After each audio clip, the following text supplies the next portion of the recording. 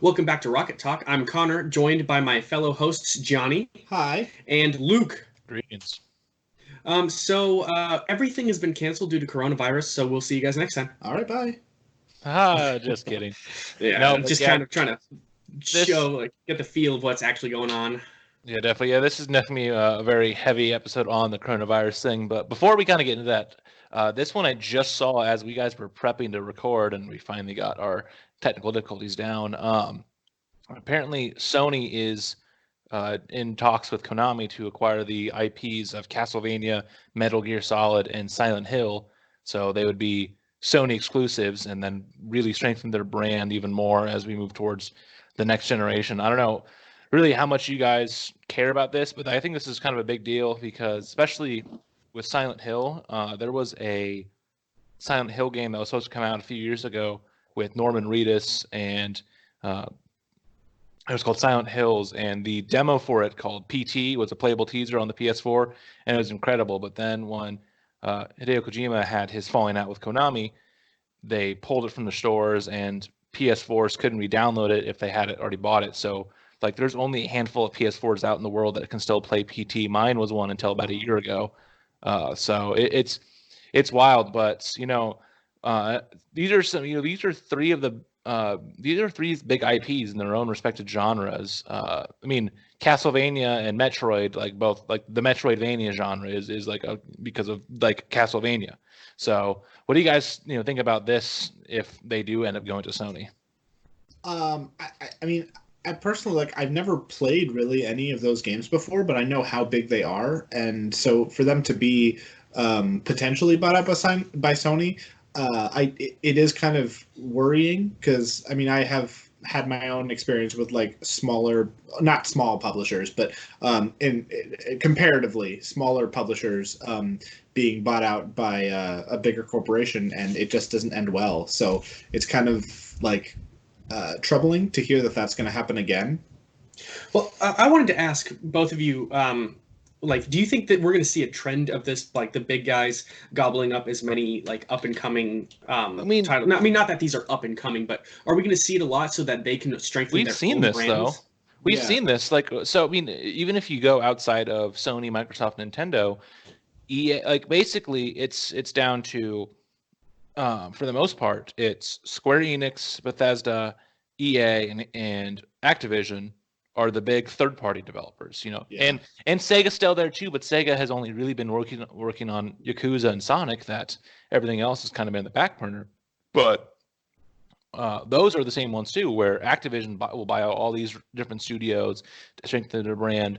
The one thing though, as we're moving more towards kind of a unity, even though Sony may have the rights to Castlevania, uh, I wouldn't be surprised if we actually end up switching to where they're exclusive on PlayStation for a time being, and then they move to uh, to other platforms. We just got announced that Sony is going to be releasing Horizon Zero Dawn, one of their biggest first party exclusives from 2017, and it's an open world uh, adventure game that is going to be coming to Steam later this year, which like that's huge news too, because that was a Sony owned company. It wasn't one like Sony had the like Death Stranding, where it was a different company working with Sony and they had the exclusive rights. This is a completely Sony owned property that's going to Steam, and we could be seeing that, and maybe eventually even something like a Sony game coming to a Nintendo console or Microsoft console. But yeah, because each time one of these happens, you have the rare stories where rare studios are getting bought out, or and you're having situations like that where it completely changes the company, and then other times it's ones like when Naughty Dog got bought out by Sony, and then it only just strengthened their ability to make just as good of games. So we'll see, but. Yeah, but yeah, Johnny has bring a good point. Like, yeah, he saw it with Rare, and look what it's done to those IPs. Up until Smash Bros, Banjo Kazooie had been dormant for about 10 years, not counting the Rare Replay or whatever the Yeah. compilation's called. And I mean, all these tons of. We still haven't even seen the Rare made Nintendo games put on Nintendo Switch Online yet. So Yeah. And I mean, and not even like obviously Banjo is like my guy, but like not even just Banjo, but Conquer isn't anywhere anymore. And luckily, like even though Rare kind of like created Donkey Kong, it's still a Nintendo property. So thankfully, there's still DK games that they can make. But as far as like Rare originals, there's like there's nothing, and it's like what are they? What is the point of like? Sometimes I wonder what's the point of gathering these IPs if they're not really going to do anything with it. Is it just to take it out of the market? Like now, I'm It's not money. saying that Sony necessarily would do that, but like would Sony buy out these characters just so they can have them? And it's kind of like if it's like if like you see two toddlers and they both have their own toy, and the bigger toddler takes the other kid's toy and he didn't want to play with it, and they're like, you're not even playing with it. Yeah, but now no one can. It's like why? Like, so I kind of feel sometimes like I know Microsoft was doing that with Banjo and Conquer and all of Rare stuff, but so I kind of wonder, is Sony going to take Castlevania, Metal Gear, and Silent Hill just so no one else can have it, just so they can have it, and they're like I don't know. Yeah, I mean the difference though between the two is when Microsoft bought Rare, it was when they were just entering the console market, and getting the company like Rare, that's one that they're coming off of games like the Donkey Kong Country games, Banjo, Diddy Kong Racing, some of these beloved games in the video game sphere. And so now here's this company, they're trying to make their impact, and having a studio like Rare, because you can't buy Nintendo, you can't buy, so they couldn't have Mario, they couldn't have Zelda, and so they were able to do that. Crash Bandicoot was going multi-platform, so it's like, okay, so they do that, they can have someone big, and where it's all about money. Like that's the big thing is, I mean, the Metal Gear games have been associated with Sony for much of the history, really since the original PlayStation.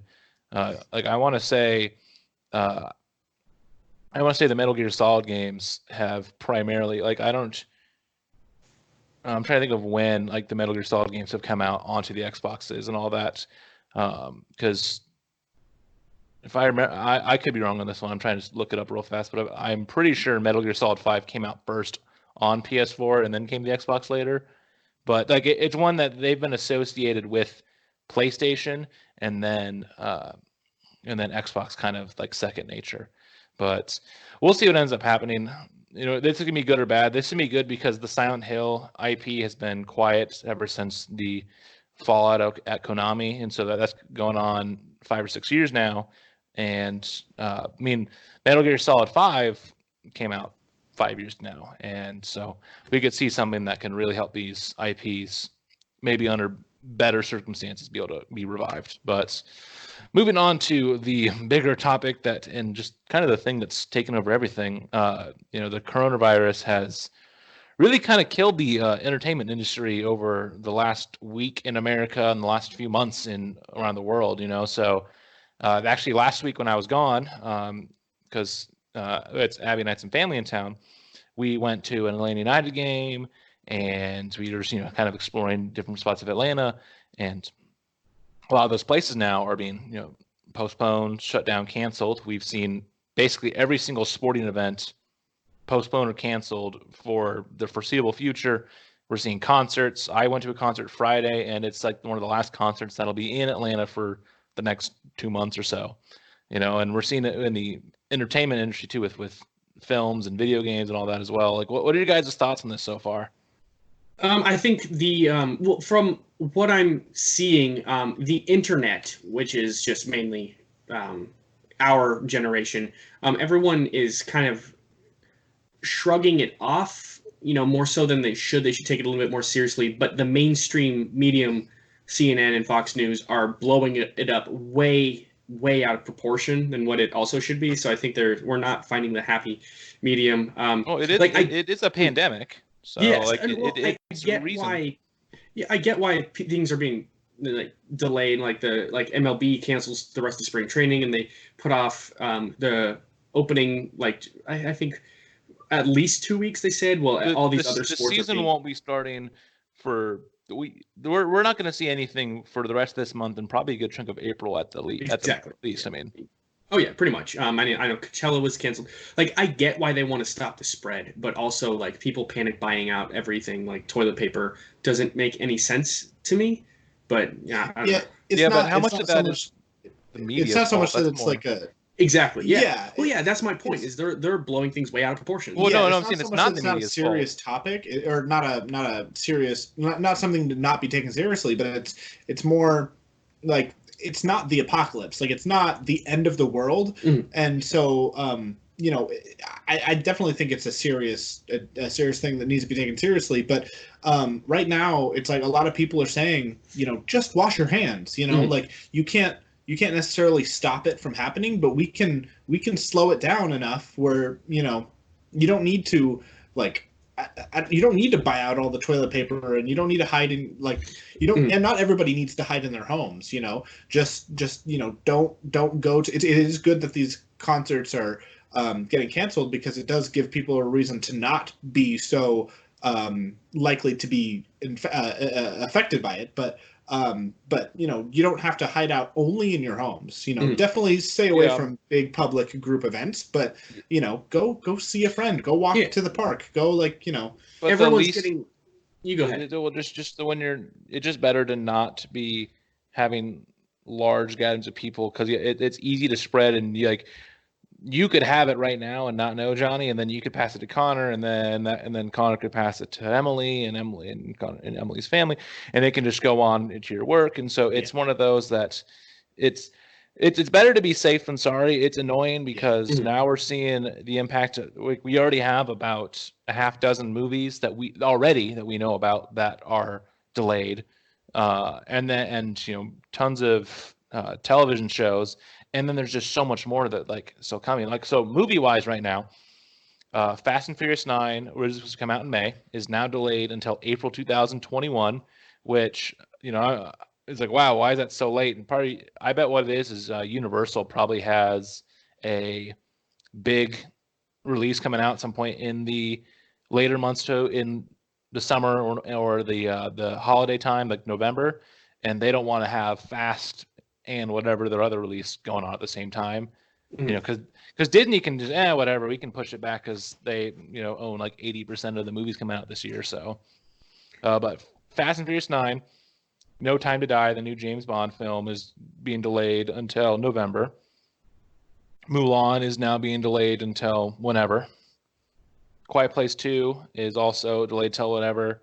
Lovebirds, which is it's a Kumal Najanji, or how you say the last name, and Gianni, I think. Nanjiani, and Issa Rae. It's like a romantic action comedy that was supposed to come out in April. New Mutants, again, delayed. New Mutants. Poor film. The movie was supposed to come out in like 2016, and it's 2020, and it's still not. And then just a few others. Peter Rabbit 2, but we're seeing other projects that are being halted. The Batman has halted production for at least 2 weeks. Mission Impossible 7, Jurassic World Dominion, all the Disney plus Marvel Studio shows are currently in production or being put on hold. Just Disney's live action Little Mermaid. There's so much going on that we're seeing that's going to be delayed. That's going to affect what's going on just even down the road, because now we're seeing stuff like, because of Stranger Things being production being delayed, The Walking Dead, Grey's Anatomy. There's these big shows that will either have to come out later, or they're gonna have to condense seasons down and cut out some episodes of a show like Grey's. Instead of a 22 episode season, it'll have to be a 18 episode season, and stuff like that. So it's gonna see a bigger impact. But it's just crazy to see what it's ended up doing to the entertainment industry. Yeah, and I wouldn't say the fact that all this stuff is getting canceled is something that's it should be canceled. Like, we should take a break and get stuff under control before we release movies and then make it worse. But as far as us personally, it's kind of going to be hard going forward to be like, oh yes, update, this has also been canceled, rather than saying, it's not a big deal that I can't see Mulan or Fast 9, but it's going to be kind of difficult for us, where it's like, Those are still not out. Yeah. Still don't have information about it, but it'll be interesting to see how it impacts us. But I mean, we'll reviewers, continue. you know? Yeah, we'll continue to put out content. Yeah. But yeah, as a fan, it's not like I get it, you know. So like I'm glad that it's definitely like it like don't go see a movie, you know, stay inside, please, like, or like, you know, don't. Yeah, in Nebraska, my wife was just telling me this earlier. This morning, my wife was telling me like Nebraska just announced that they are barring. They're canceling, if not, what the word is, like they're putting like out an advisory against any gathering larger than 50 people. Minnesota's about to probably do the same thing. I think the governor was saying that they're working on something similar to it. So there's a bunch of friends that friends of my wife's in Nebraska that are getting they're canceling their weddings because they had like 100, maybe 200 people come to their wedding. So they have to put that on hold until the coronavirus is, I guess, subdued, and who knows when that's going to be. Wow. Yeah, and it really sucks. It's like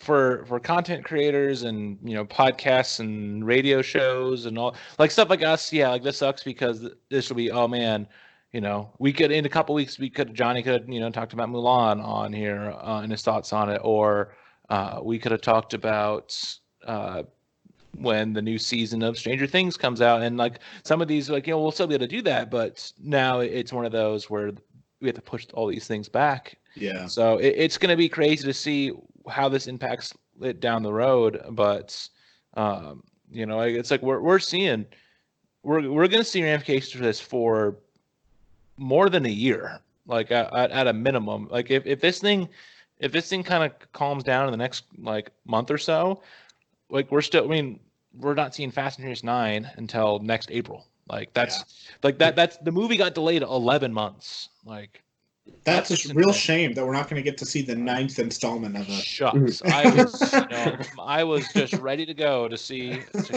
my first Fast and Furious movie as Fast and Furious 9 or You haven't seen any of them? No. I've seen every single one, and I can't tell you what any of them are about. I tried watching the first one on Netflix several years ago, and it was just I couldn't do it. From what I remember, and I've only seen them once when they all come out in theaters, except for like the first 3 or 4, which I've seen out of theaters. But I think they got less. I don't know how to like say it was street racing at the beginning, and then it started getting more traditional action movie, just mindless action racing movie. Yes. But at the beginning there was actual story, and now it's like, yeah, we're going to talk about family and love for every scene.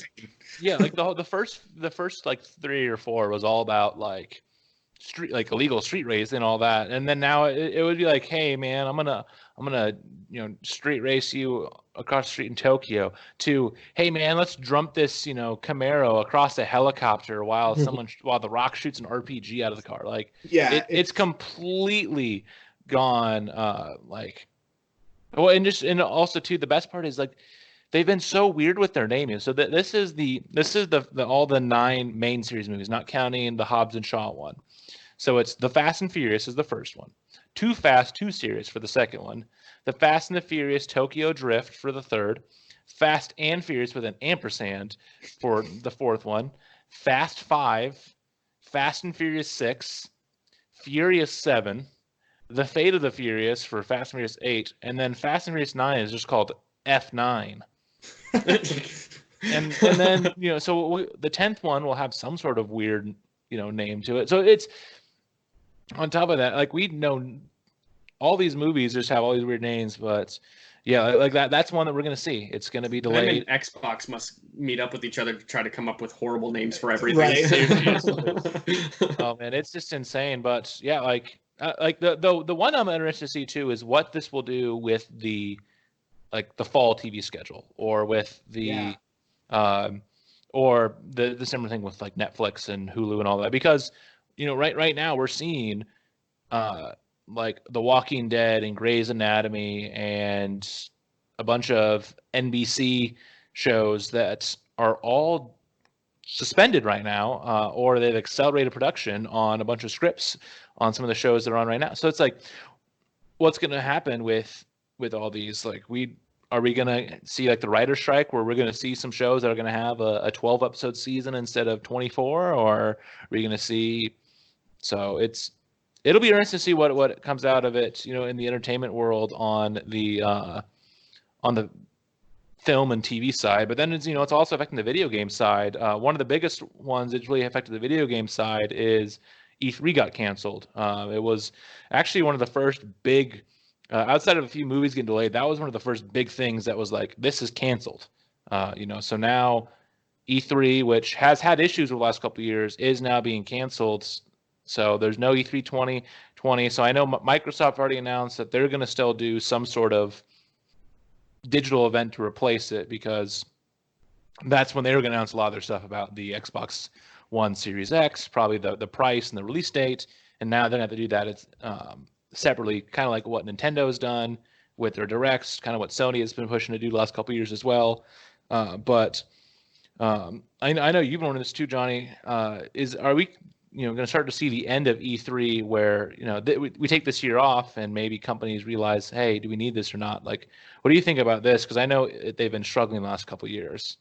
I don't want to necessarily say that this is like definitively the end of E3, but I think that there's a chance, a pretty good chance, that this is going to be the year where they realize, like you said, where it starts ramping down, and a lot of companies, the big companies, realize that E3 is not needed, and they are going to E3 being canceled is not going to kill Sony, Nintendo, and Microsoft. So they will realize that it's not needed to continue going, but it's really a matter of how much do they want it. How much is it going to help them in the future? And this season, or this year, the summer, will be the time when they realize, is going without E3 going to help us? Is it going to hurt us? Is it really not going to make a difference? Because if not doing E3 helps them or doesn't make a difference, then I don't see why they would want to continue doing it. So it might be able to save them some money by not being there, but at the same time, maybe it's going to cost them more money by not being there. So only they will know, and it's not like they're going to likely tell us. E3's been what we've needed every summer, but we'll definitely see that in the next 5 years. If E3 is still going by 2024, 2025, then we'll know for sure, is E3, if this is what really, proved that it was never needed to begin with, or not never, but because there was definitely a time when it was important to have E3. But I think now, with how internet just is as a concept, that the E3 and having public settings to release to announce games is not really needed when they're also doing it from the comfort of your own home. It's an unnecessary expense on their part. Yeah. For the big companies, that's the one thing. So, like I said, this is not going to affect Microsoft, Sony, EA, Bethesda, the big publishers, the big console developers, but this is going to hurt some of those smaller, like the smaller accessory companies, the ones who are coming out with the retro consoles, all these ones these indie developers that are getting stuff. That's going to be the one that's going to hurt, because people would have found out about like games like Cuphead that were announced at E3. Yeah. How much would a Microsoft care when they're cutting money to do a broadcast online? Or but I mean, we've seen E3 change throughout the years. E3 back in the earlier days was more of a show for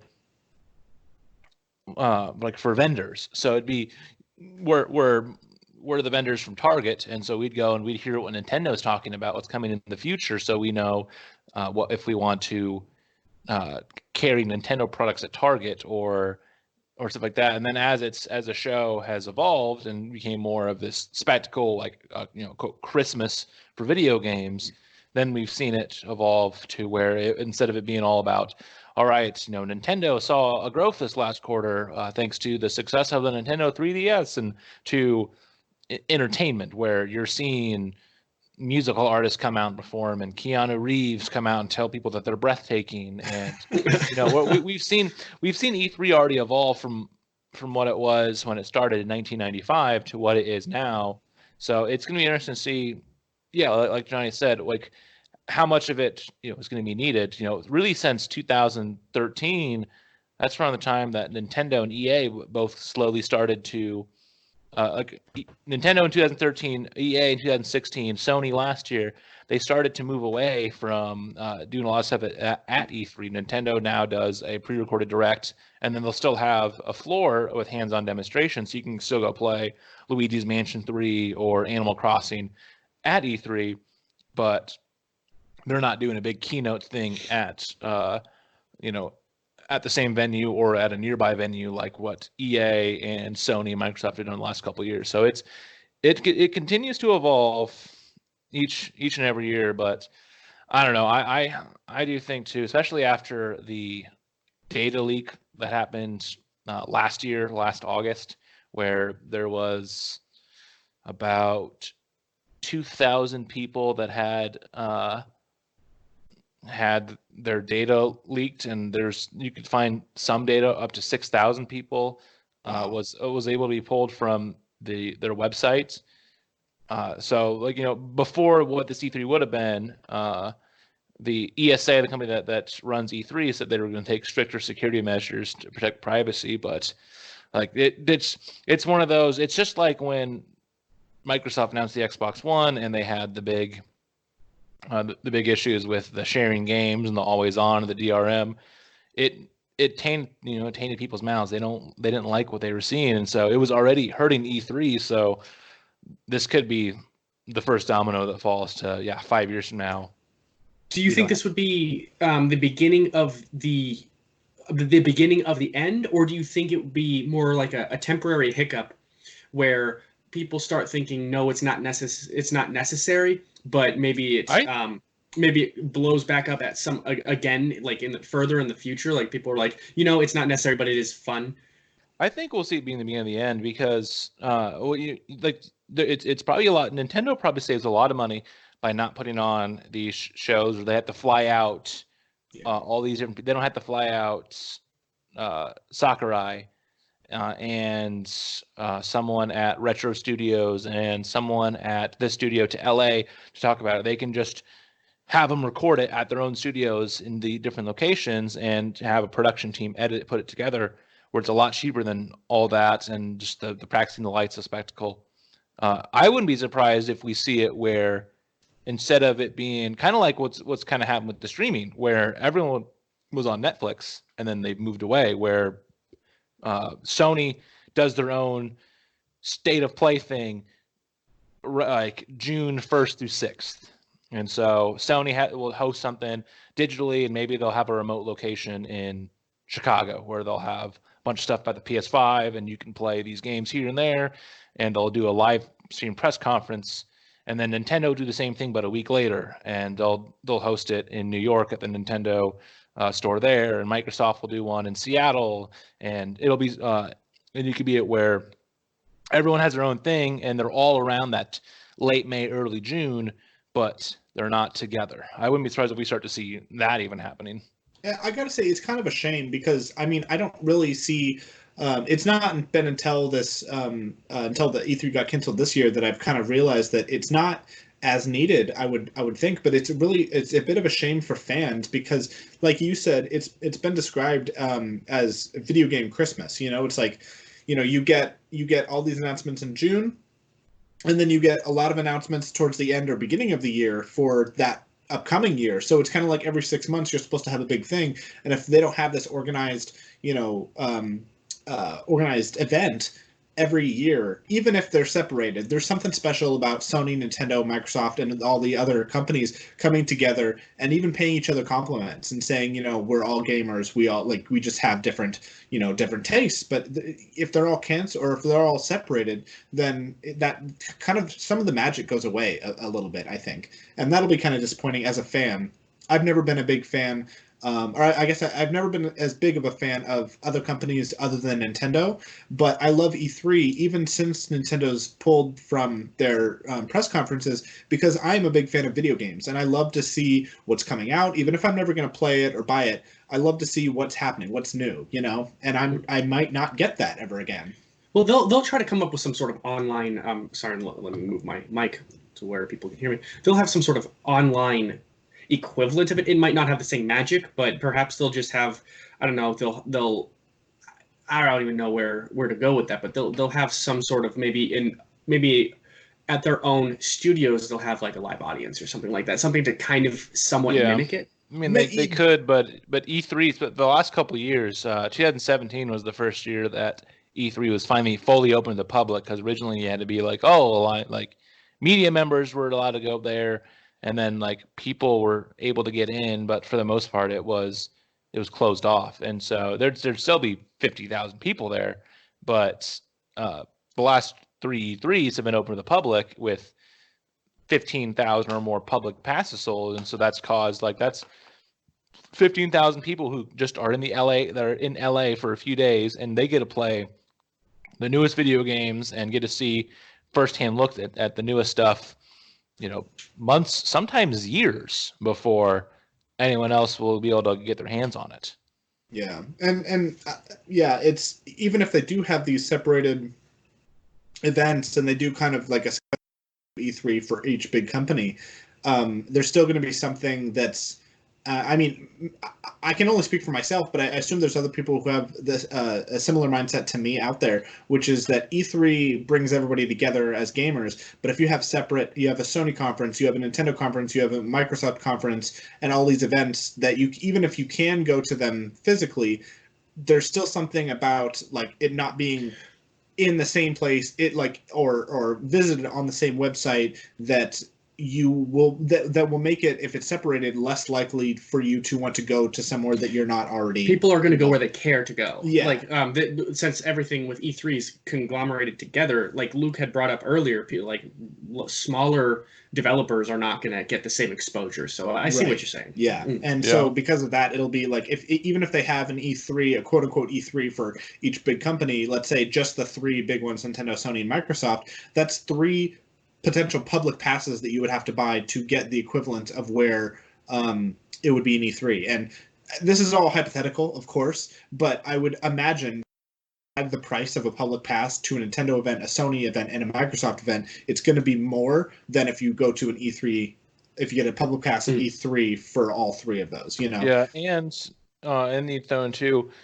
That's also assuming that all those events would be in the same place from the same time. Like I said, exactly. In this hypothetical, it could be one that Sony does theirs 2 weeks before Microsoft, and Sony's doing theirs in a completely different city. Like one of them could be doing it in Atlanta, the other one's in LA, the other one's in New York or Chicago. Like it's ones that. So then it's okay if you want to go to all, you have to spend a lot of money. Yeah. So it's going to be interesting to see what comes out of this, because I look forward to E3 every year. I try to watch as much of the conferences as I can. Like last year, I watched Bethesda. I watched Microsoft, Nintendo. I watched Square Enix. I had Ubisoft on a little bit when I was at work. But I watched pretty much all of the main ones because I wanted to hear and because all of them had at least one thing I wanted to hear about. I want to know more about the new Wolfenstein game and see what we hear announced and what new Skyrim port would be coming and Avengers for Square Enix. But would I go out and watch a Square Enix press conference in the middle of May or like the middle of October? No, probably not. But E3 is the time. Oh, cool. Yeah, I'll throw this on while I'm at work and listen and find out what random JRPG game I'm never going to play that I'll hear about the next few years. But yeah, it's.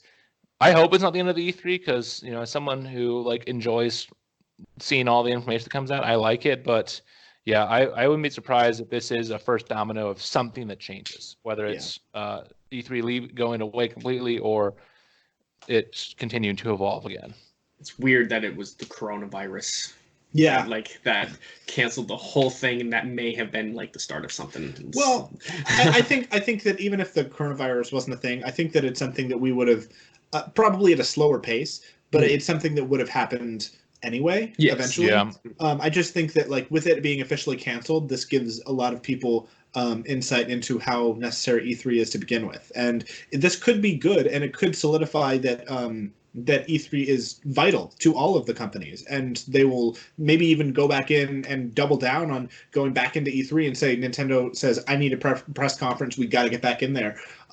Or the exact opposite could happen, where all the companies realize they never needed it. So, but if that is the case, then, or if coronavirus never had happened, then, you know, I do personally as a fan, I think that this would have been something that would have happened in the next 10 years rather than 5 years. Perhaps, yeah. So this could have sped it up a lot more. Yeah. Yeah. I mean, you know, and then maybe kind of a, you know, a good happy medium would be, okay, all the big companies, like the console developers and some of the really big studios, they stop having press conferences, but then there's still a smaller E3 convention that's there then for these lesser companies and these third party developers and these third party hardware developers, so then they can still get that exposure, but then, you know, and then instead of 60,000 they're getting 15,000, and that's still good because that can still be exposure. And then on top of that, a company like a smaller indie developer can get a little more exposure because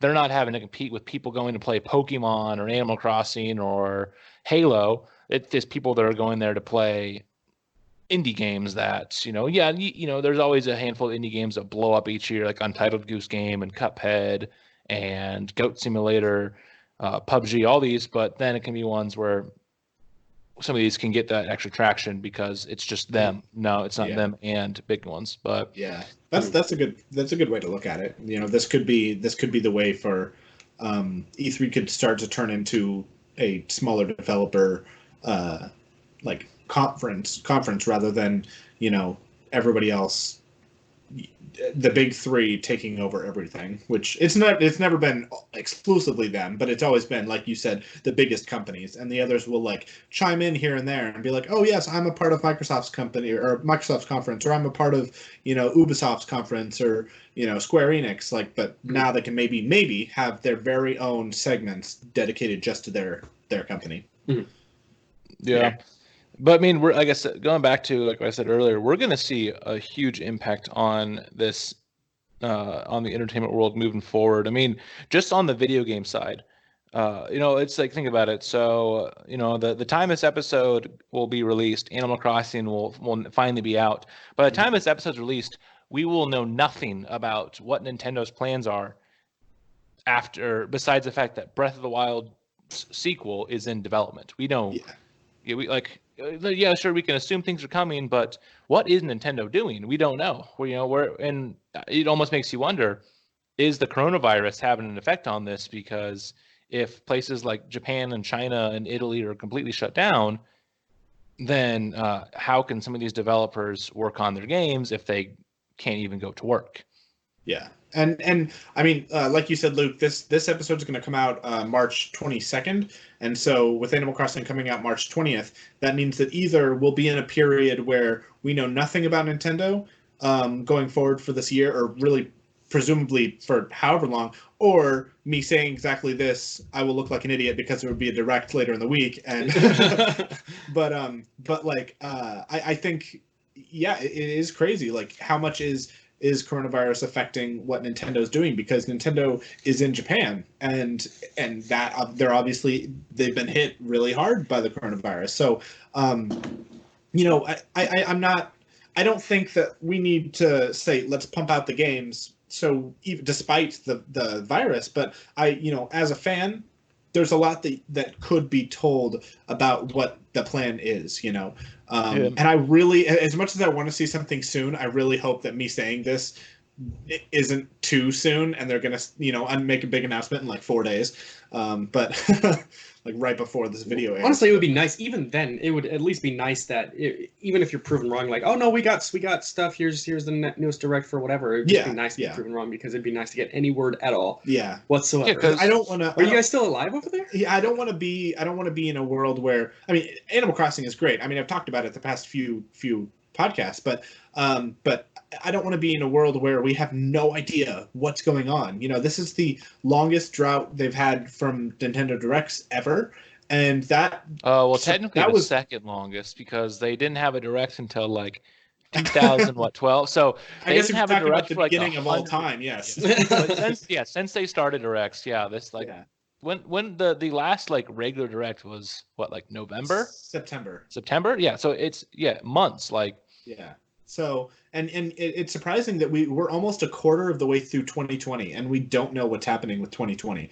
So like I thought that going all the way through January was weird. Back at the end of January, I was like, come on guys, you're running a little bit late. Like, is it going to be early February? Like, I don't want to wait until early February. Here we are, the middle of March, and it's like still not a word. It's frustrating and also simultaneously exciting.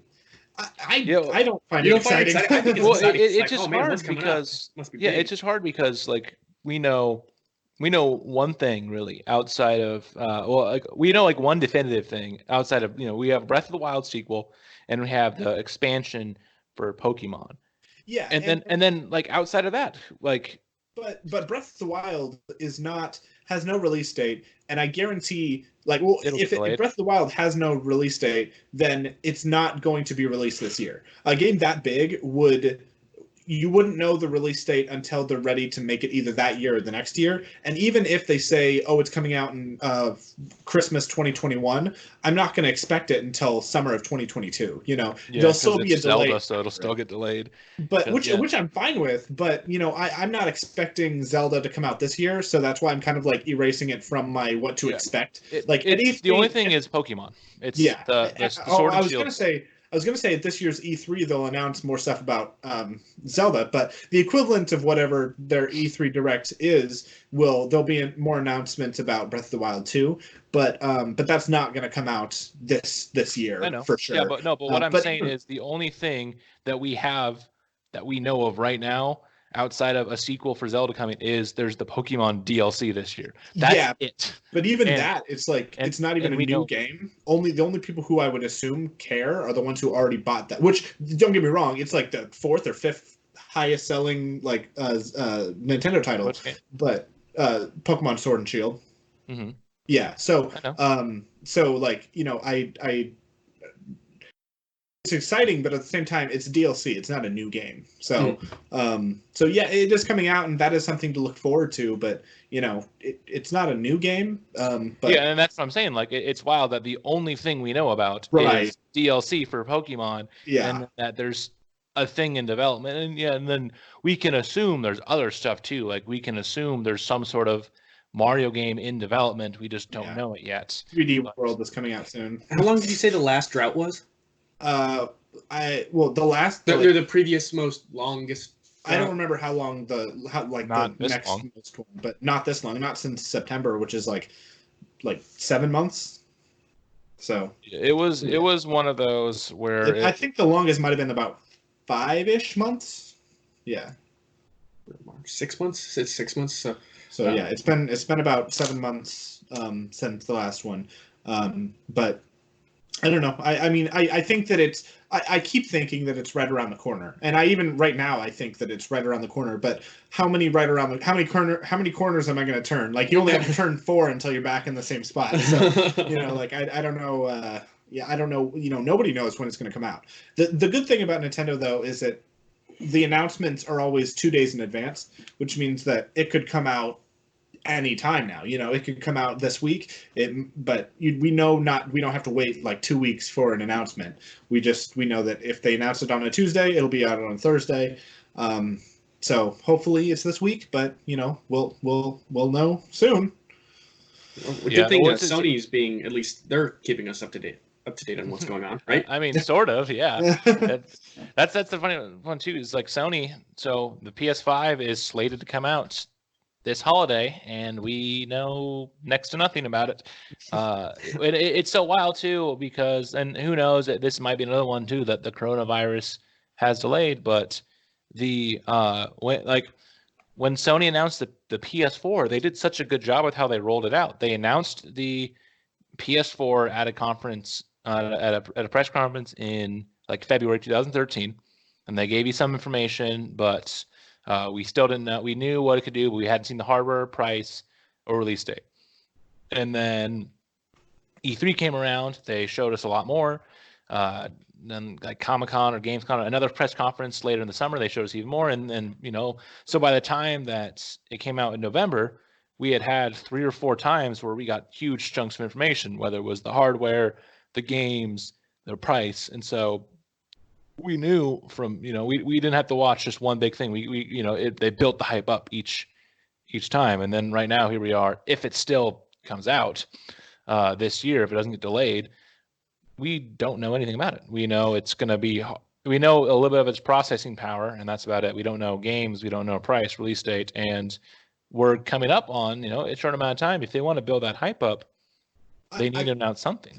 I gotta say, this reminds me of the Switch, because the Switch actually went through exactly the same thing, and a lot of people were concerned about the Nintendo Switch got announced, or it was called the NX for a long, long time, like codename NX, and nobody knew what the official name, what was special about it. Nobody knew anything until late 2016.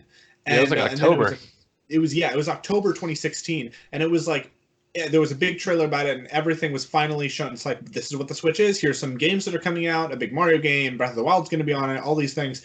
And then it came out in March of 2017. There were like 6 months, only 6 months before its release. And so I think maybe PlayStation or Sony is realizing that somehow works, maybe because it gets people talking about it. There's a lot of mystery involved or something that worked for Nintendo, and maybe that could work for PlayStation too. Maybe you don't need 2 years of anticipating a console, because at that point people would be like, okay, we get it. Like, just give it to us. But now instead, people like, we want to know, we want to know, we want to know. And there's a lot of people that are, hanging on, just come on, it's so close. So why don't we know this yet? And they're all talking about it like we are. So I don't know. I think that this could be really good for PlayStation because they saw that it worked out very well for Nintendo. And obviously, it was kind of the same though. Like, it was sort of the same because they announced it. They announced it's like 8 months before it officially came out. The Switch? No, the PS4. When they did the PS4 stuff, it was 8 months. Oh. It was like 8 or 9 months, and so like, it was still it was one. Yeah, like we knew something was in development for like 2 or 3 years, just like we knew in like 2013 that the successor to the Wii U was in development after how bad it flopped. But it's just it was another one too where like the PS4 is now like the 4th best-selling console of all time, and its successor we've known about for a bit, but we still know little about its actual release date.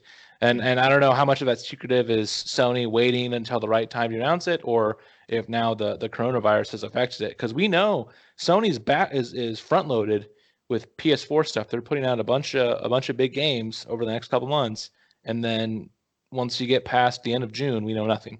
So, yeah. I mean, and it very well could be the coronavirus that is causing us to not know very much. Because, I mean, you go back a week or 2 weeks, and it's exponentially, everything is getting more and more serious, and more things are, like we've talked about, things are getting canceled, things are getting pushed back, where it's like not very long ago, we thought it wasn't really a serious threat, but now here we are, March 15th. And it is, I mean, it's everything entertainment-wise, and it's getting, pushed back or canceled. And so who's to say that Nintendo's reason for not giving us information, or Sony's reason for not providing information about the PS5 is because of the coronavirus too. So yeah, I heard, this week's Rocket Talk is sponsored by coronavirus. I heard from one of my wife's coworkers' wives is a nurse, and she said that the way it looks is May is going to be the I guess the apex of coronavirus, and then it should start dwindling from there. But I mean, she didn't I have no more context than that. So hopefully May is when we can start seeing things slow down, and that we wouldn't have to see the consoles like Xbox and PS5, which are coming out end of the year. Hopefully we won't even have to see a delay of that, unless it gets really, really serious and maybe it carries into 2021. I mean, hopefully not. Because we're gonna see.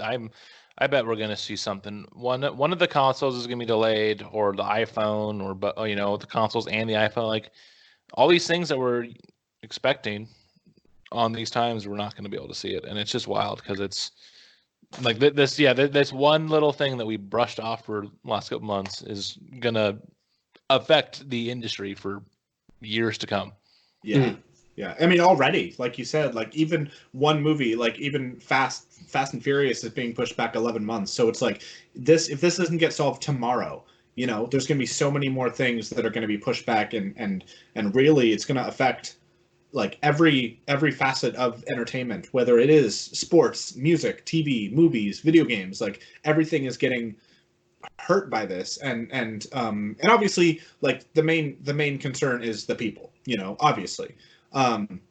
So it's that, I mean, that's why everything is getting it's really, it's really concerning, what's going to happen, what's the future going to look like, specifically about the entertainment industry. What's the future going to look like? Is it something that's going to be fixed tomorrow? Is it something that's going to be, never really truly, like, maybe it'll get,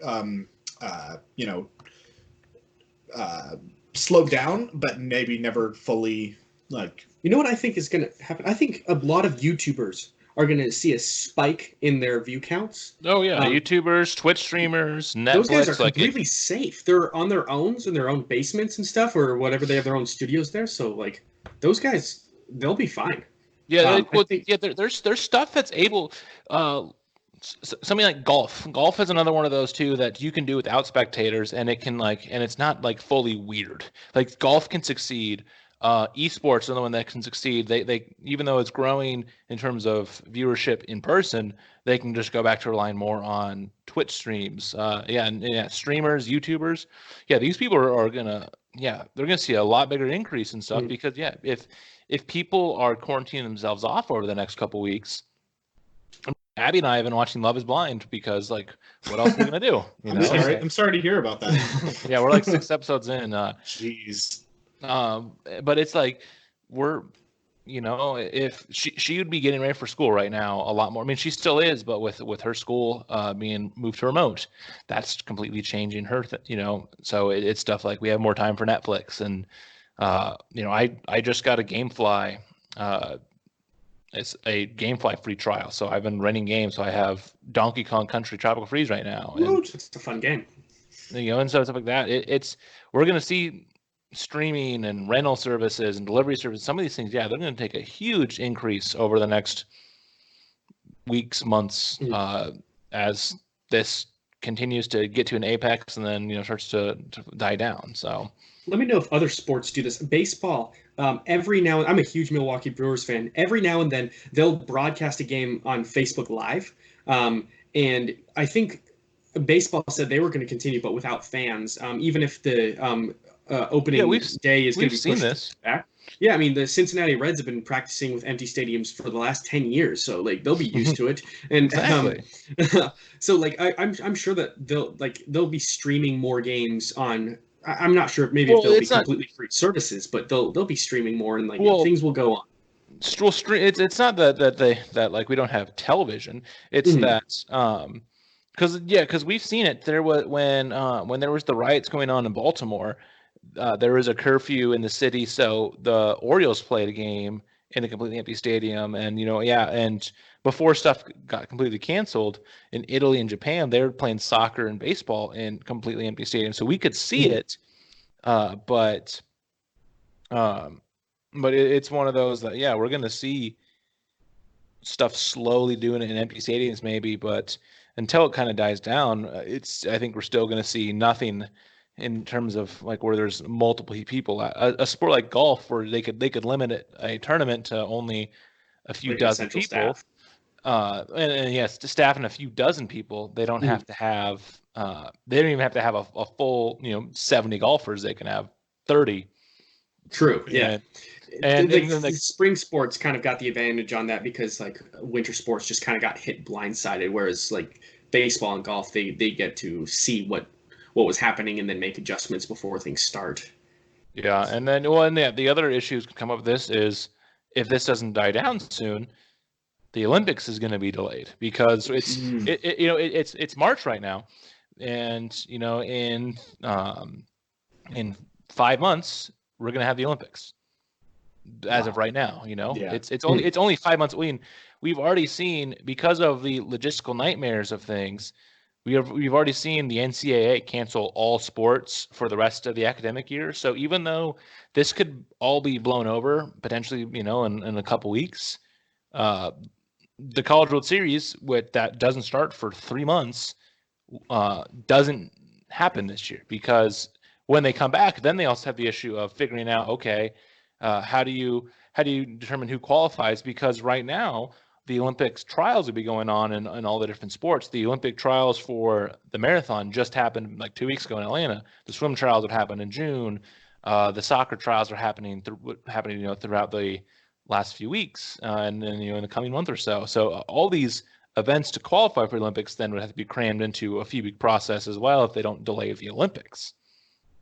Mm-hmm. So it's like it just it almost feels like we're like a broken record, but this is just continuing to cause issues where like we're going to have big impacts on the entertainment industry just for the foreseeable future, and it sucks. Did you see things? There's like this petition going around on Facebook, and probably on all social media platforms that people want to give NCAA athletes another year of eligibility because their seasons were cut short. The NCAA is probably going to do that. Does the basketball players need to necessarily do that when the season was 85-90% complete? Probably not. But we're going to see it. Like the baseball team, because the baseballs and the baseball, softball, golf, these sports just started. Like Nebraska baseball had only played 5 or 6 games.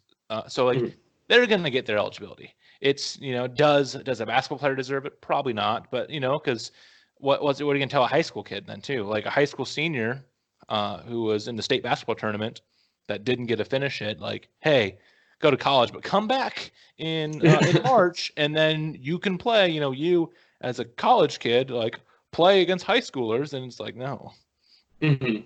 It's just probably just one of those unfortunate flukes that's going to have to be there on your record for the rest of time. But like what you said I agree with the baseball, because they're really like 6 or 7 games in the season, depending on who you are, where you started. Yeah, that's there's so much is up in the air now because most of us have never experienced something like this unless you remember the bubonic plague. Only 1300s kids remember the bubonic plague.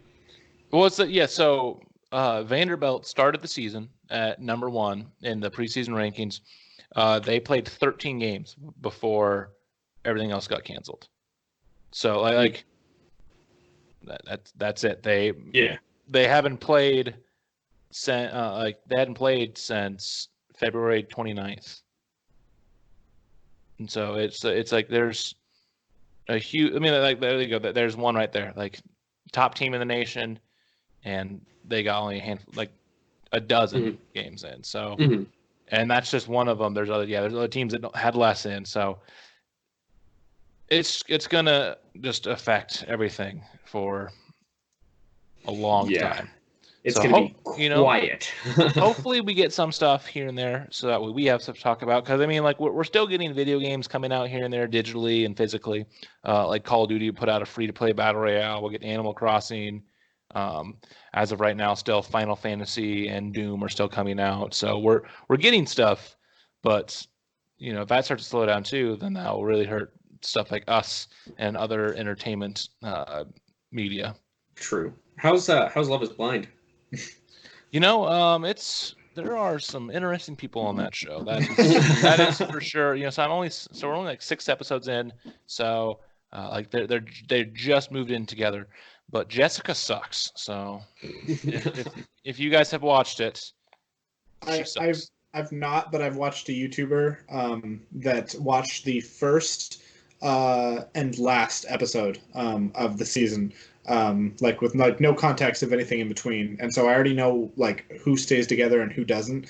But yeah, it's that's really all I needed was like a roughly 20 minutes of a YouTuber reviewing this show, because like it's pretty wild because because there's like 15, so it's like 30 people and they're in a house, and like they go on like blind dates where you literally can't see them, and so you can hear their voice and you can make out a little bit like, oh, you can with their name, they'll tell you where they're from. You might be able to figure out what ethnicity they may be, and they'll tell you their name and age and all that, but you don't know. Like the person you're talking to sounds super nice and has a nice personality, and they could have been the exact opposite of what you're attracted to. And so, but it's just funny because these people will talk like for a couple days and then, oh, I'm in love. And it's like, okay. But right. I mean, I feel like if you're sequestered into a place where you only have a sort of nice person to talk to, like, or somebody that you like really vibed well with, and you're also on a TV show and you look as good looking as they do, then I can understand why they would say that they're in love with the other person, because it's like, first of all, you don't have anybody else to talk to. Second of all, you're hot, so this is going to be popular. They can talk to they're the same gender, because it's like, yeah, the guys live together and the girls live together. Yeah. And then just all the drama from it. But yeah, it's been pretty wild so far. Just like some of the dumb stuff that's happened, or like, yeah, some of the couples have vibed really well in the pods, like when they couldn't see each other and then they saw each other in person, and it was like the complexion completely changed. But oh boy. Do you watch stuff like The Bachelor with Abby? No. Well, I don't watch much TV. Bastard. You did though, right? I watched 4 episodes of The Bachelor this year. Not in order and not the entire episode, but like 80% of 4 episodes. And it was cancer. But yeah, interesting. She doesn't watch TV with studying. I don't want to say anything about that. Yep, just topic of conversation. Get the fuck out of here. That's interesting. I'm sorry to hear that. I've not been watching Love is Blind or The Bachelor.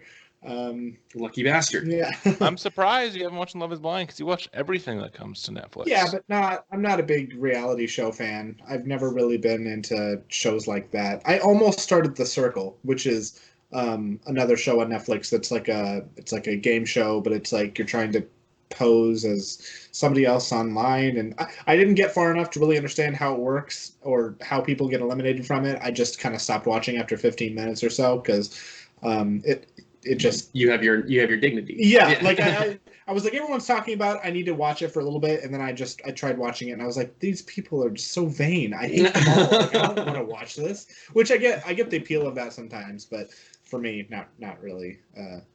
Not really into it. You got me into the Nintendo Switch online service. I got that because of you. I did, which I like. You were talking, Connor. So Connor and I hung out a few nights ago, and he was like, I really want to go back to the beginning and play all of the Zelda games like in order. And I was like, you literally can do basically that. Do that. Yeah, it's like you can play the first 4 Zelda games. Yeah.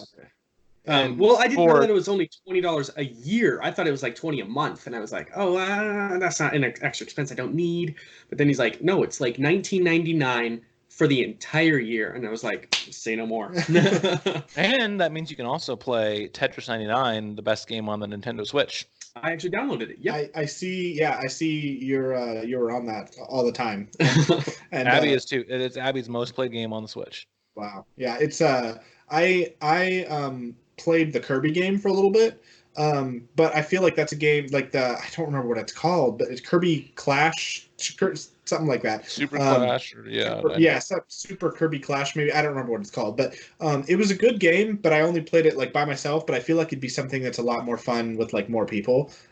because it's like RPG light. It's a very like you can level up your character. You're like your Kirby, and you can have like a swordsman, magician, hammer wielder, and a like alchemist, and you can like level them up and make them stronger and strong, make them strong boys. And yeah, it's a fun game. I haven't really played it in like a few months, but when it first came out, I was playing it like every night. But and yeah, they there's a lot do, of and they appeal do to. like there's with Smash every few months they'll do like a pack for Nintendo Switch Online holders Yeah, that yeah, you get. It's just like you get stuff for spirits and all that. yeah. So it's like I don't not. really care about, but Yeah, it's like, oh cool, I get this thing. Like it does nothing, but like if you play a lot of World of Light or you do a lot of spirit battles, there you go.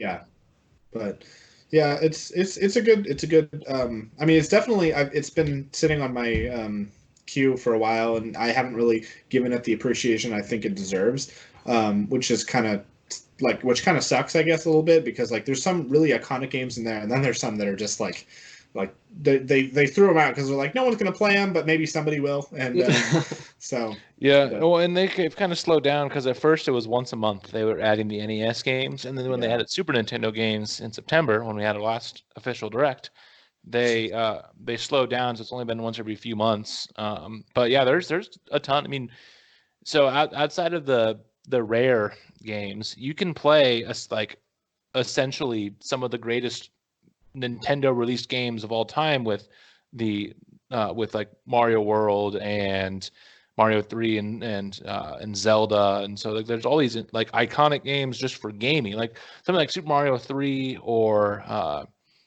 like Zelda. Like those are games that people have cared about for 30 plus years Yeah. and changed their respective genres.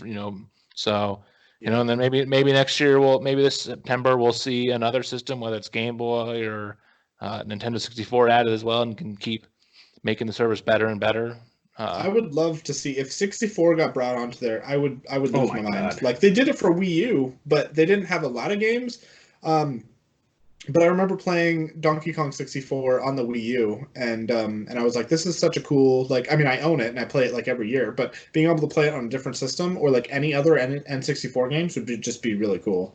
Yeah, just But or just the convenience, because it's one of those that with a Nintendo Switch, you don't need to lug out the old NES or Super Nintendo or your NES Classic or Super NES Classic. You can just boot up your Switch and play Mario yeah, World. yeah, And or they even have officially licensed, like Nintendo made NES and Super Nintendo wireless controllers that you can get on the website. And so you can have it. So you can play Mario World with a wireless Super Nintendo controller, or you yeah, can, and so you get all that, and you can still play those games and not have to worry about using the Joy-Con if you don't want to use that. But Mhm. oh, it's definitely worth it. My Nintendo Switch Online will renew in a couple days because a couple days. Oh, So, nice. Nice. but yeah, no, it's a no-brainer purchase. When someone's like, "Oh, I don't have a Nintendo Switch Online," it's just like Why? it's like if you use your Switch on a regular basis, that's just a Yeah, waste to not have it. yeah. Well, maybe I should not. Maybe I should cancel it then. No, I do not use well, it. but you play. This is giving you specifically more reason to True, play it. exactly, Like, and with a lot of and you already bought a year, so yeah, true, yeah. you Well, don't no, really. You have it for a yeah. year now. My wife hates when she sees me play the Switch multiple days in a row. She's like, "Go outside and get some fresh air." I'm like, You can take the your windows Switch, are open. You can take your Yeah, Switch Connor. outside. No, because she hates it because she's like, I also want to play it. I'm like, well, Get your own. Yeah, buy her the Basically, her new. dad bought it. There's a new color of the Switch Lite coming out. There's like that like pink one that's coming out soon too in April. Get her that one. Pink for the girl. Exactly. No, but I mean, She's I a don't girl. like. She likes pink. Yeah. Yeah, no, Yeah. because now there's that color, or find the Animal Crossing one and then give that to me because I want it, even though I don't have Animal Crossing. You know about you. Yeah. You have provided me all the context for it. Yeah, it's on my queue for when I send back Donkey Kong Country on GameFly, but I already know like as soon as it turns to the 20th, it's like because it tells you like which games have like high or low availability, and so then it'll send you like the first available one on there, and so obviously the high availability games like an older game like Splatoon or New Super Mario Brothers U Deluxe. Like though people, there's tons of those, but everyone has out like Dreams Mm. uh, or like a newer like Animal Crossing, Doom. Those games will be almost impossible to rent on GameFly for the first couple months because everyone will just have them. And someone like Animal Crossing, people have it and then they'll hold on to it for forever. Wow. Yeah, because right now I'm looking on it. So Dreams is now high availability, so that's good. But something like Luigi's Mansion is medium, um, and where 1-2 Switch is very high since it's a tech demo. Shit, I did not know this. Sorry, I promise I'm paying attention, but yeah. So how much is GameFly like for the? I know you've got the free version, but are you gonna I want pay to for say it? it's like I might keep it. They're doing ones where it's like $9. It's like $9 for the first month or two, and then it's like 15 after that if you do one game out, and then it's like a couple dollars more to do it. You can have like 2 games out, and so like if it's one, I could keep Donkey Kong Country as long as I wanted, and like play it for the rest of my like 3-month trial, or 2-month trial, whatever it is, or I could like keep Donkey Kong Country for 2 days, send it back, get a game, keep it for 2 days, send it back, and so. How much would it cost you to keep it for 3 months? It's like 15 a month, I think, is what it was. Oh wow, that's really good. If you play it, if you use it enough, it can it can be worth it. I got a free trial because I signed up for like the rewards thing with Redbox, and Redbox stopped selling video games. It's because you used to be able to rent games at Redbox. So yeah. And that's how I played Spider-Man the first time. Was I rented it for a couple of days, but they probably weren't getting much rentals, and so they sold all the games. Like you could buy all the games for super cheap, and then and so I got their text alerts like, "Hey, just for you, free GameFly trials." Like, okay. And so my first game I got was Donkey Kong Country Tropical Freeze, and so I've been playing that a little bit over the last couple of days. As well Did you do funky mode or regular mode? I've been switching back and forth. I did a couple levels as funky, and I was just like, I want to be Donkey Kong, and so it's a lot. It's a lot easier, like in because when you first start it, you can do regular mode or funky mode, and even if you are DK in funky mode, you still have an extra heart, so you have 3 hearts. But in like regular mode, you can't be funky at all, and you only have 2 hearts as DK. I'm in funky mode, but I've been playing as both funky and DK. Oh, gotcha. Because I want to be able to use Dixie and Diddy and all them too. So yeah, but you can use them in the regular mode too, in non-funky mode. Yeah, but then if I wanna be a little wimp and use Funky Kong and cheese the game, I can do that too. That's what I do. Yeah, that's what Connor does. I mean, I'm playing Star Wars on the easy mode, and I played God of War on the easy mode because it's just like I just want to play the story and not have to die because I don't want to combo my attacks the right way. No, I would absolutely recommend, like, if you're not a platformer, like, genius, or if you haven't playing them your whole life, then absolutely go with funky mode because it's Connor. Yeah, Connor. Like with funky and an animal buddy, you get 7 hearts. So it's like yes. No, maybe it's 8 hearts. It might be 8. I can't remember.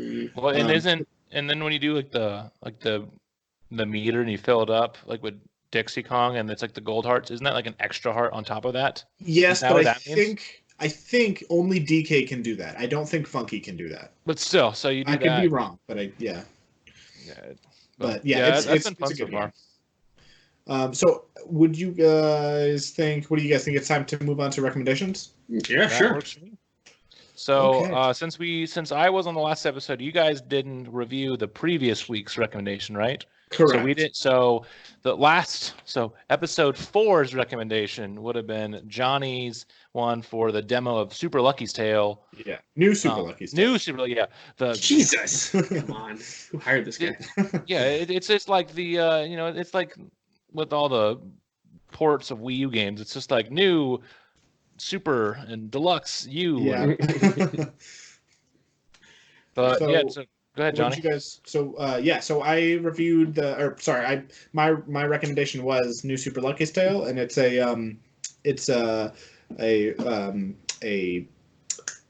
what's the word? You just said it. Not Demo? Demo. Yes, demo. It's a demo. It's a demo of that game, and it's about a cute little fox, not a squirrel, a fox that Could have fooled me.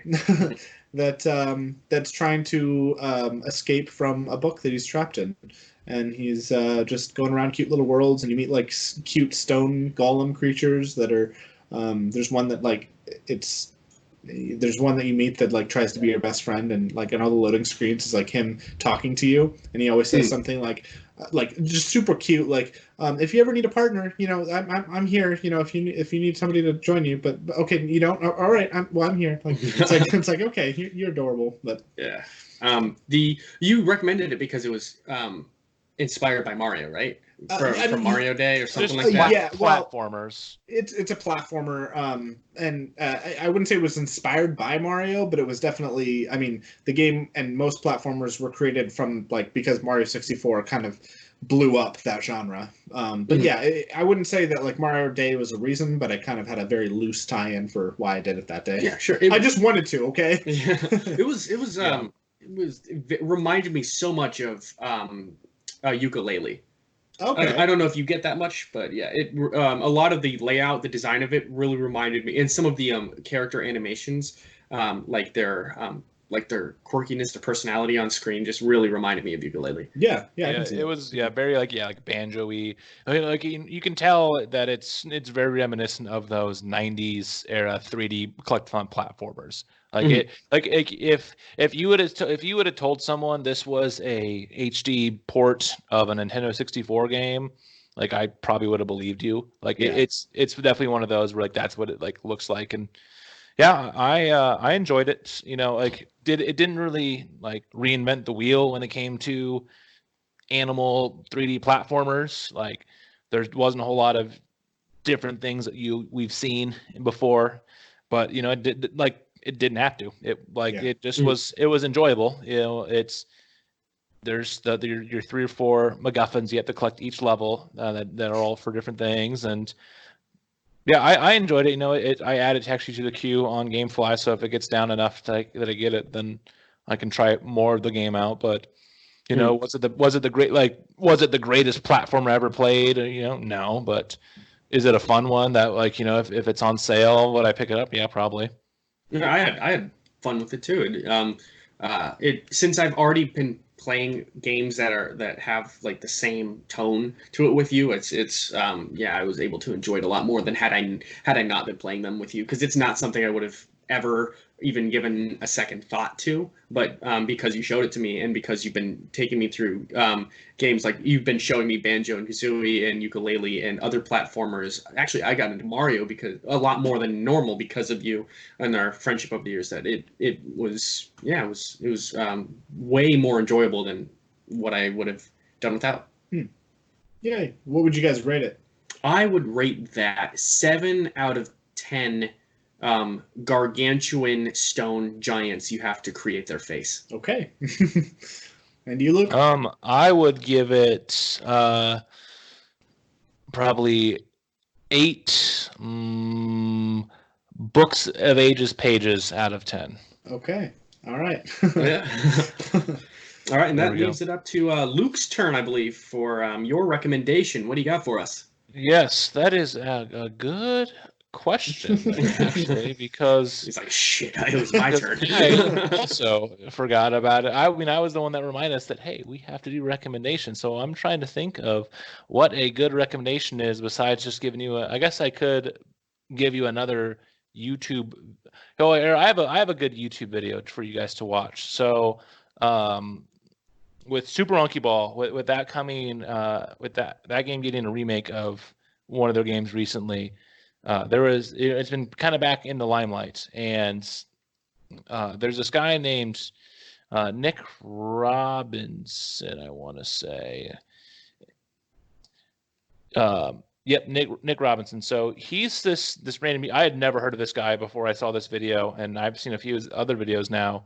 But he wanted to figure out who the Super Monkey Ball announcer was. Like, so I don't know how familiar you guys are with the Super Monkey Ball games. They are yeah, the first one I played on GameCube, but I haven't bought any since then. The first two are amazing. Then anything after that, it's went downhill. But so in the first two games, there's this the announcer just says ready, go, fallout, goal. Like he only says a few words, but no one knew who the announcer was. Like it was a mystery for 20 years. So this dude went and he traveled around Japan and figured out who was the original announcer. So I'm going to link you the video. It's just another YouTube video to watch. If you want to watch the other dude's videos, cool. I watched another Monkey Ball video, but it's another one of those nice little video game YouTube documentaries that I watched one day at work. It's like, wow, this is awesome. So it's how I solved Super Monkey Ball's biggest mystery. And so so it's about a 30-minute video. Definitely just watch it and let me know what you think on the next episode. But yeah, it's definitely is interesting because it's like this dude like wanted to find out one random voice actor for a Sega IP that up until a few months ago had been dead. So yeah. Wow. Another interesting video. It's not as awesome as the Tetris one because but it's another one of those videos where you watch. It's like, wow, I learned a lot, and then hopefully it'll make you want to go play the original Monkey Balls again because those games are fantastic. Yeah, I remember playing the original one. I would have friends over, and we would play. There's the one where you go down the big target. Yes, you go down the big ramp, and you go you're going so fast. It's really funny. Like at first you're running, but then you're going down a hill where you're going so fast. The monkey themselves is pressed against pressed against the ball, just rolling, and then you fly up into the air, and then you open the ball up like wings, and then you have to glide down to a target that's surrounded, it's in the ocean, and you're trying to get to the very center of the target, and then fall down and try to land in the center. You get points. Yeah, you get points from it, and it was so fun, so much fun. But so challenging. And yeah, the first two Monkey Ball games are some of the hardest platformer type of games I've ever played. Yeah, they're so much fun. I don't know how familiar you are with them, Connor. So basically, yeah, you're a monkey in a ball, hence the name. Gotcha. But they're puzzle platformers, and so you want to get from the start to the finish, and each level has its own layout, and some are as easy as go forward into the goal, or it's branching paths, to where there's ones where you have to go over a thin platform, and if you slightly tilt the controller one way or the other, you'll fall off and you'll have to start it over, and you have a live system. And I don't know if you ever knew this, Luke. Maybe you did, but I didn't realize this until later in my life, that the control stick is not actually controlling the ball or the monkey. It's controlling the stage. And so when you tilt up, it's not moving the monkey forward. It's just tilting the stage forward, which pushes the monkey. And so when you're moving the control, if you see it looks very wobbly because your control stick is actually turning. It's kind of like one of those. I actually just puzzles. Passed a shrine in Breath of the Wild that does that. Yeah, it's a lot like that shrine in Breath of the Wild.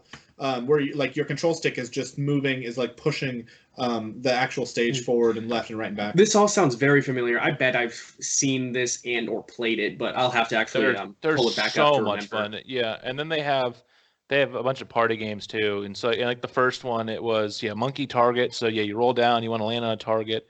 Monkey fight, which is just a battle arena thing, and monkey race. Plus there's golf, billiards, and bowling. So it's what's so funny about it too is the director and producer of it is the guy who's made the Yakuza games. So it's like he made this like very cartoony monkey games, and then moved to like this gritty like Japanese beat 'em up game based off of like the Yakuza, like just that like basically a mafia in Japan. So I think there's actually a hidden underlying story within the Super Monkey Ball world that's just as dark, and we haven't yet uncovered what it is. But yeah, so definitely watch that video. It's only like 30-minute one. It's just interesting to see. Like this was a YouTuber that I like I said, I never heard of, and what did you say his name was? Nick Robinson. Isn't Nick Robinson also the name of one of the guys in Jurassic World? Like Maybe. I think he's one of the kids in Jurassic World. Yeah. Sure. Yeah. Why not? Yeah. I almost recommended a video from John Cartwright from GameXplain, but I thought Johnny might have already watched that because he has started to put some videos on his own personal channel. He did one, and a bonus recommendation then, I guess, if you haven't seen it. He did a game show with Scott the Woz and Nitro Rad, where it's like a name the tune. So he'll play like Speed Highway from Sonic Adventure, and one of them, and then whoever guesses it first gets a point. So, or can you link that? Yeah, link that as well. That's a really funny video too. But yeah, because John Cartwright is like his just like mannerisms in the videos are super funny, and he's in a suit for it too. The whole time, and then he has his headphones like into his shirt. But yeah, it's pretty funny. So I will also link that into our show notes as well, so you can watch that. But that'll wrap it up for episode 6 of Rocket Talk. So by this time next week, hopefully we can get Johnny to come up here, but I'm sure he'll be too engrossed in his island on Animal Crossing. So if we see John, say maybe it might be just us, Connor, and then we'll have to talk about how much we miss Johnny. If Johnny is sure, that's what we'll be talking about. But if Johnny is here, we'll definitely have to get what his thoughts are. About 2 days into Animal Crossing, and a full 2 days. Yeah, and then hopefully literally 48 hours. And then hopefully, maybe we'll have some more information about something in the entertainment sphere more than just like, hey, this thing's canceled too. So might have to might have to be more of a hypothetical podcast. Let's write a script. We can brand to all about coronavirus. We can change our podcast from video games entertainment to politics and religion. Oh, please. Good. Please. I really want us to start talking about something that's not controversial. So yeah, that's a good idea. Great idea. Yep. But no, yeah. Hopefully, what isn't a controversial topic? Guns. Let's talk about guns. Yes. Guns, abortion, Medicare for all, Donald Trump, Bernie Sanders, all that. That'll be on the next episode of Rocket Talk. Absolutely. We'll never ever have another. How many were at? 16. All 16 will leave. Yep. And I think we're 3 of them. We're 3 of them. I'll unsubscribe if we become that channel. Perfect. Well, like I said, yeah, thanks for listening again. You can find us on basically all of the platforms that you listen to podcasts and on YouTube. So, if you're not listening to us, I don't blame you, but you have a lot of options to listen to us. So please listen to us. We're pretty cool. Yeah, like and share and all that fun stuff. And the more you listen, the more couple cents we get each episode. So eventually we'll be able to get $1. So there we go. Ooh, I'm gonna split that bad boy on a gumball. Well, that's a good idea. But goodbye now.